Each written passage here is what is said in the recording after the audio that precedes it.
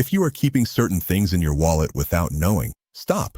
Because according to Kabbalistic tradition, the wallet is not just an accessory.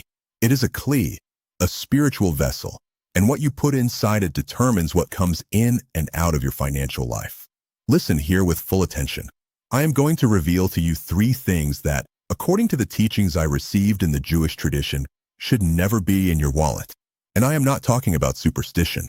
I am talking about deep Kabbalistic principles that connect the material world to the spiritual, and that may explain why money seems to slip through your fingers like water. Over the years of living with traditional Jewish families and studying the sacred texts, I noticed that there was a very specific attention to the wallet. It was not neurosis. It was awareness. The same consciousness that makes a Jew check the mezuzah at the door, check the kashrut of food. This consciousness extended to what was kept alongside money. In my family's tradition, it is said that my grandfather Tzvi, who arrived in Brazil around 1927, coming from a city in Moldova, had a phrase he repeated whenever he saw someone carelessly rummaging through their wallet. He would say, as a parable, "The wallet is the mouth of your parnasa. What you put in that mouth either feeds or poisons." This image is powerful. The wallet as a mouth. What enters through the mouth, food or poison, determines the health of the body. What is in the wallet, order or chaos, determines financial health. Subscribe to the channel and tell me, what do you carry in your wallet besides money? Share in the comments. I want to see how many people are carrying the wrong items without knowing. Let's start with the first thing that should never be in your wallet. Old papers, old receipts, and accumulated junk. That IT seems obvious, right? But the spiritual depth of this is greater than you imagine. In Kabbalah, unnecessary accumulation is called sitra achra literalized, the other side manifested in the material world. The sitra achra feeds on disorder, chaos, things that should have been resolved and were not. Every old receipt, every unnecessary piece of paper, every business card from someone you don't even remember who they are, is taking up space in your kli. And when the kli is full of junk, there is no space for the shifa, the abundance, to enter. The Kabbalistic principle here is ein or niknaz el kli male. The light does not enter a full vessel. If your wallet is overflowing with things that are not money, it is energetically communicating to the universe, I am full. I do not need more. And the universe, according to the masters, respects this declaration. My grandfather Tzvi, in the story of our family, would clean out his wallet every Friday before Shabbat. It was a ritual. He removed everything that was not essential. He organized the notes by value. And before putting away the wallet, he said a brief prayer. May this kli be clean and prepared to receive the blessing of the new week. The second thing that should never be in the wallet, photos of deceased people. I know this can be sensitive. Many people carry a photo of a father, mother, or grandparent who has passed away. The love for these people is real and valid. But in Kabbalistic tradition, there is a clear separation between the world of the living, Olam HaChem, and the world of souls, Olam HaNeshamot. And the wallet, as an instrument of the material world, belongs to Olam HaChem. Kabbalists teach that the image of someone who has passed carries the energy of Nestra, departure, separation. When this energy is associated with your money, it can create a pattern of separation. The money parts just as the person has departed. It's not that the soul of the loved one is causing harm.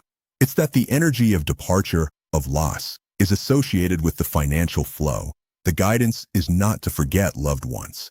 It is to honor them in the right place, in a frame at home, in an album, in memory and in prayers.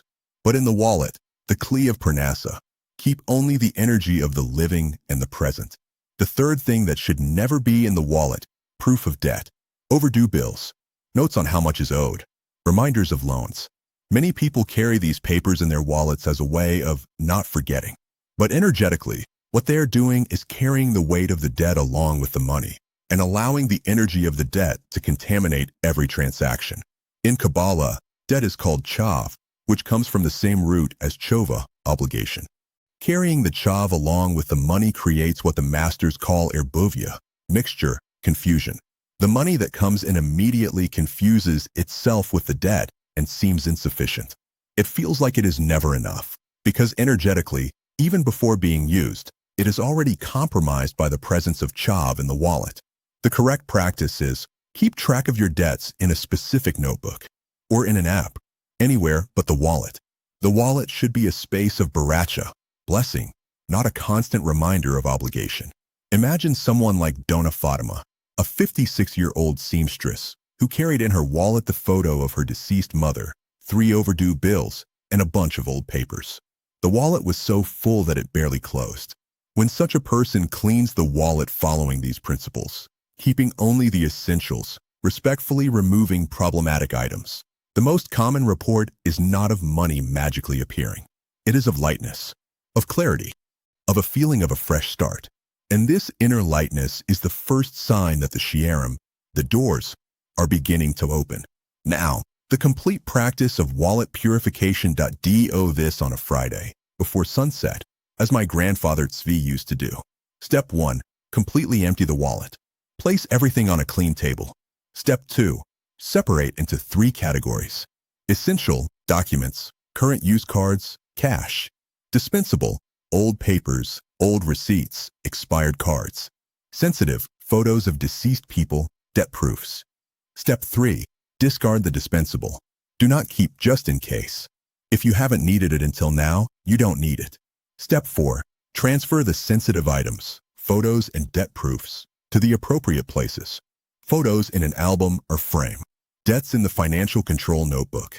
Step 5. Physically clean the wallet. With a damp cloth if it's leather.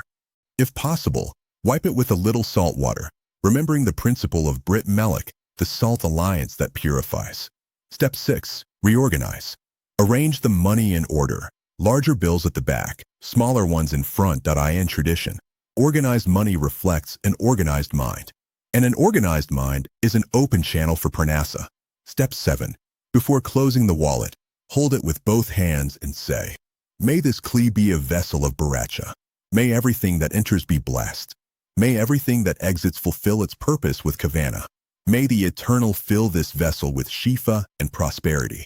Repeat this cleansing every Friday. Make it a sacred habit. For those who want the complete guide on the spirituality of everyday objects in Jewish tradition, I have special material in the link in the description. The warning: when you clean the wallet, you are doing more than organizing. You are performing tikkun, rectification, of a very concrete aspect of your life. And every rectification generates resistance. Your mind may say, "This is an exaggeration. Nonsense. It won't change anything." Acknowledge the resistance and continue. Consistent practice is more powerful than immediate belief. That if you clean your wallet and notice any difference in how you feel when opening the wallet, in your relationship with money, in clarity about spending, come back here and share. These accounts are valuable for the whole community. Let's recap. 3 things that should never be in your wallet. Old papers and accumulated trash, which block the kli and prevent the shifa from entering. Photos of deceased people, which bring energy of Nestera into the space of parnasa. Debt receipts, which create erbuvia and contaminate money with energy of obligation. My dear, I ask you as a grandfather asks his beloved grandchild, take care of your wallet as you take care of your home, because it is the smaller door to your parnasa. What is clean receives blessing. What is dirty repels. May the Eternal give you eyes to see what needs to be removed, courage to let go, and faith to trust that, when the kli is clean, the shifa finds its way. May your hands be blessed. May your wallet be a vessel of light. And may the parnasa that belongs to you arrive without obstacles, without delays, with substance and with peace. Ken Yehi Ratson. So be it. Amen. Leave a like, subscribe, and activate the bell. Share with those who urgently need to clean their wallet. And tell me, are you going to clean your wallet this Friday? In the next video, I will reveal the principle of the seed that builds wealth, the Jewish teaching on how every penny you plant returns multiplied. Don't miss it. Shalom Aleichem.